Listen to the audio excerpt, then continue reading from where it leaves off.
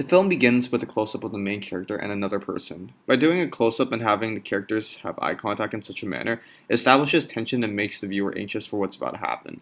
They then converse about money, making the viewer unsure of what's happening.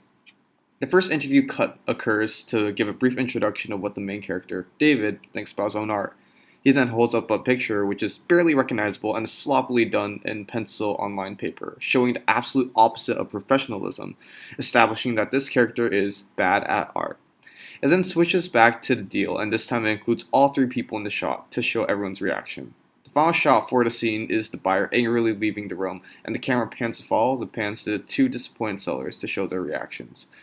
An interview scene of the second main character, Justin, then occurs of him wanting more money, which directly contradicts what David said earlier, giving the effect of irony, causing the audience to laugh.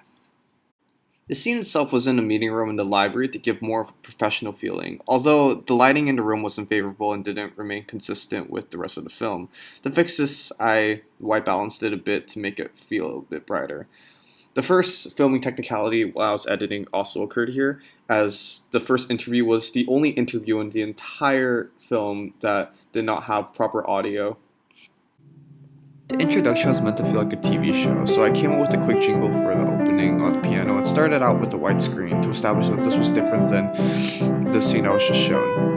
The shots were just simple shots of Sam and I as we were filming to imitate the starring text that usually pop up in the openings. Both scenes were unused footage and was of us happy, which accompanied by the tune I came up with gave the effect that this film was supposed to be fun. It then ends with a speed drawing of The Artistics, which is the name of my film, credit to Michelle for drawing.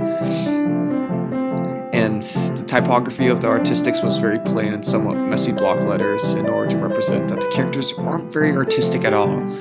The two stick figures at the top also represent David and Justin themselves. The background is white because throughout the film, most of it consists of bright lighting to give the effect of positivity as opposed to the gloomy feel of dark colors.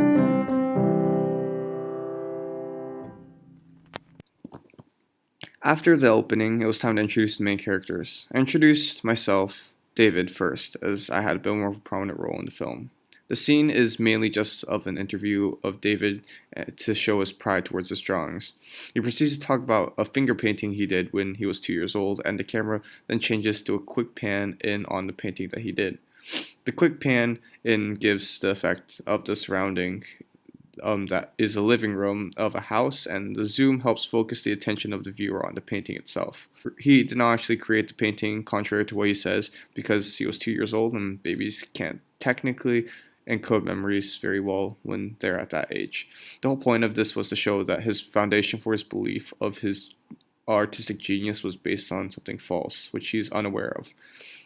He then transitions to an interview with Justin by referring to Justin as a Leonardo DiCaprio, which shows his lack of knowledge on art, causing the audience to laugh a bit, as it's supposed to be Leonardo da Vinci.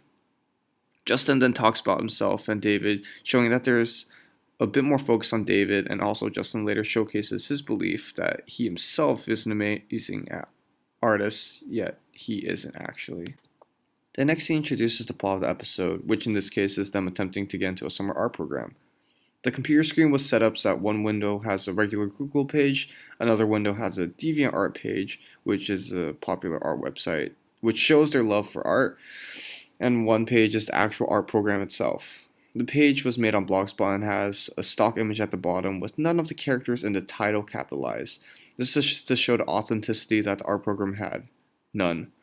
An interview with Justin then pops up of Justin talking about the application process, making the scene feel slightly less awkward since Justin is talking about the process to the audience rather than just reading it aloud. Fellowship for Artistic Knowledge Evolution before. He then somewhat questions the authenticity of the Fellowship of Artistic Knowledge Evolution, but shows his naivete as he accepts it. This will hopefully cause the audience to laugh, as they might realize that the Fellowship for Artistic Knowledge Evolution stands for fake. At the very end of the scene, David and Justin realize how much time they have to apply and then make eye contact to show how surprised they are, giving the humorous effect as the audience sees what predicament they are in. The scene ends with David saying he finished in time but missed procrastinating and then slightly turns away in shame, which should make the audience laugh, as the target audience is students, and majority of students are victim to procrastinating assessments. The first shot established that they were in a room with lots of computers, along with what they were doing. This room was used as it was most convenient for shooting because there was less ambient noise and it was empty. The mid shot from the back of them was to show the website of the art program, to show the program isn't actually legitimate. The third shot angle is a mid wide shot to show the computer screen and the faces of the two people during the conversation. The interview scene had a guest cameo of David Liu in it as Mr. Picasso, which is used in an attempt to make unsuspecting fools, such as David and Justin, to believe that the program is legitimate. The scene switches between a close-up of David's face, a mid-shot of David talking to the computer, and a close-up of the computer of Mr. Picasso. The close-ups help show the reactions of the characters and focuses in on them, while the mid-shot shows both. The room was set up so it looks like an average room of a student, with toys, stationery, textbooks, and the revolutionary product, sleep. This gives a home feel to the scene, helping the audience know that David is at home. David's also wearing a button up to show that he's in an interview and wants to be professional for it. The audio for Mr. Picasso was recorded from a call to give the effect that they are indeed in a video conference, which we were. Once again, a very unprofessional picture was shown on camera to show how bad at art David is, which is so terrible that Mr. Picasso doesn't accept him even though fake is just a program trying to get lots of money. Mr. Picasso closes his laptop and David is shown upset.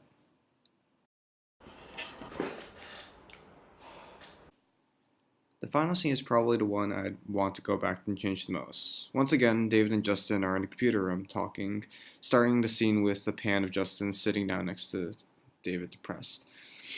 The camera slightly shifts towards whoever is talking to get focused towards them. It then cuts to a scene of David yelling at stuffed Baymax in anger of not getting in, then proceeding to indulge himself in ice cream straight out the container.